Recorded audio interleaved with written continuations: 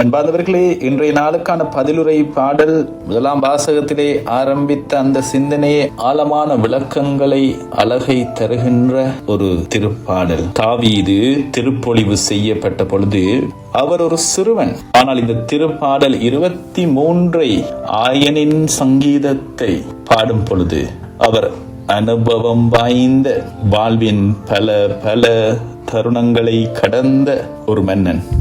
பொழிவு செய்யப்பட்ட அந்த நிமிடத்திலிருந்தே ஆண்டவரின் ஆவி தாவீதின் மேல் தங்கி இருந்தது. அந்த ஆவியின் துணையோடு தான் தாவீது தன் வாழ்க்கையை ஒரு ஆயனை போல வழிநடத்த தொடங்கினார். திருப்பாடல் 23 தாவீது இறைவனை என் ஆயன் என பாடும் பொழுது அவர் தான் பெற்ற அந்த திருப்பொழிவின் அனுபவத்தையே இறைவனின் பிம்பமாக பார்க்கிறார். தான் ஆடு மேய்க்கும் பொழுது எவ்வளவு அன்பாக தன் மந்தையை பார்த்தாரோ அதைவிட பல மடங்கு அன்போடு இறைவன் தம் மக்கள் மீது அன்பையும் அக்கறையையும் காட்டுகிறார். தாவீது திருப்பொழிவு செய்யப்பட்ட பிறகு அவர் பல சோதனைகளை சந்தித்தார். சவுலின் விரோதம், யுத்தங்கள், பாலைவன அலைச்சல்கள் என அவர் வாழ்க்கை ஒரு இருண்ட பள்ளத்தாக்காகவே இருந்தது. திருப்பாடல் 23 அவர் குறிப்பிடுகின்ற சாவின் இருள் சூழ் பள்ளத்தாக்கு என்பது அவர் வாழ்விலே கடந்து வந்த இருள் சூழ்ந்த நிலைகளை காட்டி நிற்கின்றது. அந்த வேளையிலே இறைவனுடைய ஆவி அவருடைய பிரசன்னம் அவரோடு இருந்ததால் அவரால் முன்னோக்கி செல்ல முடிந்தது. கோலும் நெடுங்கலியும் என்னை தேற்றும் என்பது ஒரு ஆயனுக்குரிய பாதுகாப்பு. அவர் தருகிற அந்த வழிகாட்டுதல், அந்த திருப்பொழிவின் வல்லமை இருண்ட பள்ளத்தாக்குகளில் நடக்கின்ற காலங்களில் அவருக்கு தேற்றுதலாகவும் சக்தியாகவும் மாறியிருந்தது. அன்பார்ந்தவர்களே, திருப்பாடல் 23 தாவீது எழுதிய மிகச் சிறந்த ஆன்மீக பாடல்களில் ஒன்று. அவர் ஒரு ஆயனாக இருந்து கற்றுக்கொண்ட பல பாடங்களை தன் கடவுளாகிய ஆண்டவருடைய இதயத்திலிருந்து கற்றுக்கொண்ட பாடங்களை இந்த பாடலிலே உள்வைத்து பாடுகின்றார். இந்த திருப்பாடலிலே ஒரு வியக்கத்தக்க தருணம் உள்ளது. ஆரம்பத்தில் வசனங்கள் 1 வரை தாவீது இறைவனை பற்றி பேசுகிறார். ஆண்டவரின் ஆயன், அவர் என்னை நடத்துகிறார், வழி நடத்துகிறார். இது தூரத்தில் இருந்து அவரை பார்க்கிற ஒருவித நம்பிக்கை. ஆனால் வசனம் 4 ஒரு மாற்றம் இடம்பெறுகிறது. திடீரென்று தாவீது அவர் என்று சொல்வதை நிறுத்திவிட்டு நீர் என்னோடு இருப்பதால் என்று நேரடியாகவே இறைவனோடு பேசுகிறார். அந்த தருணம் என்னவென்று சொன்னால், என்பார்ந்தவர்களே, சாவின் இருள் சூழ்ந்த பள்ளத்தாக்கில் நான் நடக்கும் பொழுது நாம் கடவுளை பற்றி 3ஆம் நபராக பேசுவதை விட்டு 3ஆம் நபராக இருப்பவர் இப்பொழுது 2ஆம் நபராக அவர் தனிப்பட்ட முறையில் நம் அருகிலே வந்து நம் கரங்களை பிடித்து கொண்டு நம்மை வழிநடத்தி செல்லுகிறார் என்று சொல்லி, நீர் என்னோடு இருப்பதால் சாவின் நிழல் சூழ்ந்த பள்ளத்தாக்கில் நான் நடக்க நேர்ந்தாலும் நீர் என்னோடு இருக்கின்றீர் என்று தாவீது அழகான முறையில் அந்த அனுபவத்தை பகிர்ந்து நிற்கிறார்.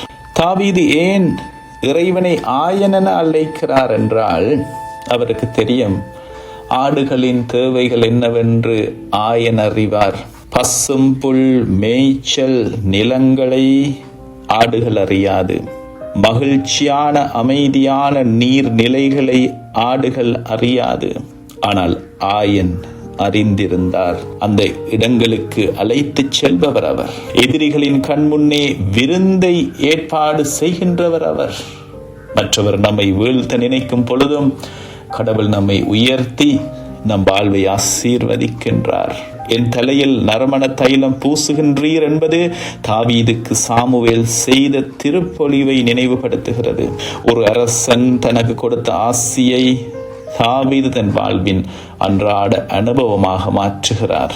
என்பவர்களே, சாவின் இருள் சூழ்ந்த பள்ளத்தாக்கில் நாம் நடக்கும் பொழுது பல தருணங்களில் நாங்கள் அஞ்சுகின்றோம். ஆனால் தாவீது அஞ்சவில்லை. ஏனென்று சொன்னால், அந்த ரகசியம் அவரது ஆயன் அவரோடு இருக்கிறார்.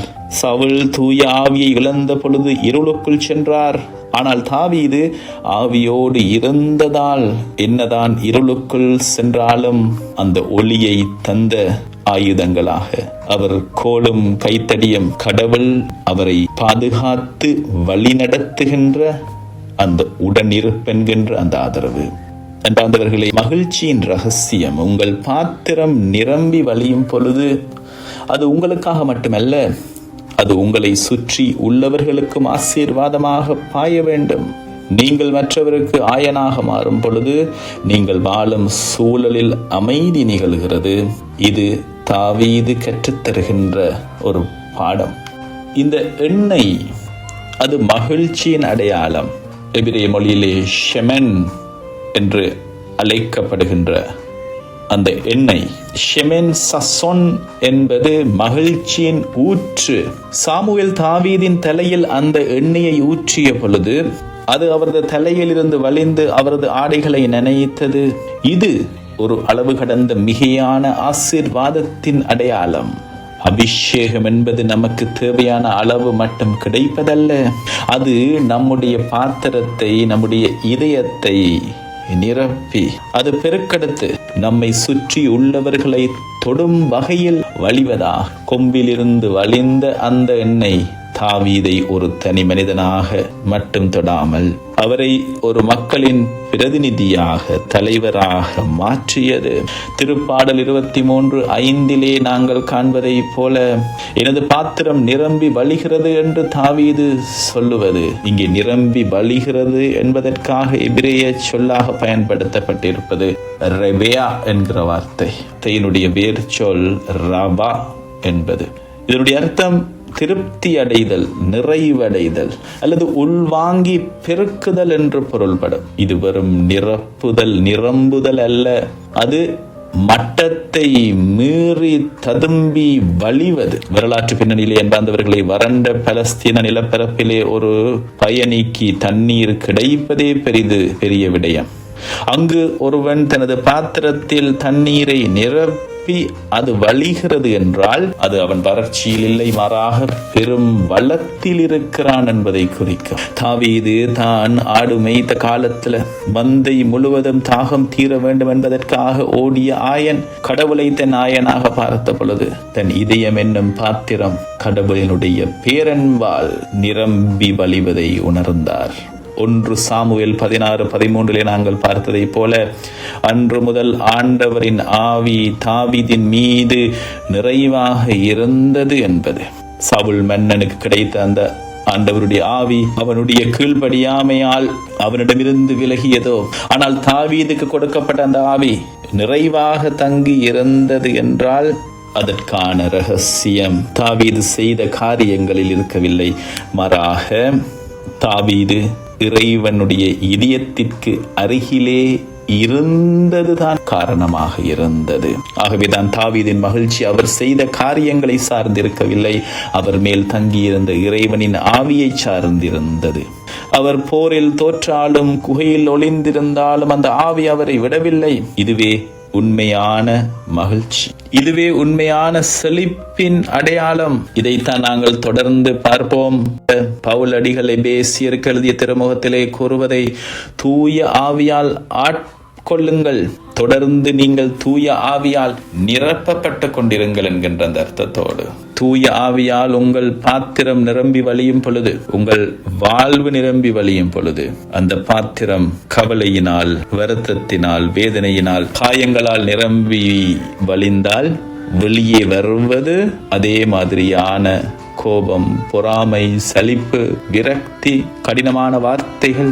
ஆனால் உங்கள் பாத்திரம் இறைவனின் ஆவியால் நிரம்பி இருந்தால் வெளிவருவது அன்பு, மகிழ்ச்சி, அமைதி, பொறுமை, பரிவு, நன்னயம், நம்பிக்கை, மென்மை, தன்னடக்கம் என்று சொல்லி பவுல் கூறுவதை நாங்கள் கலாத்தியர் 5:22-23 வரை காண்கிறோம். இதில் இருக்கிற அற்புதமான விடயம் என்னவென்று சொன்னால், இது உங்களுக்காக மட்டும் இருக்காது, இது உங்கள் அருகில் இருக்கின்றவர்களுக்கும் அது வலியும்.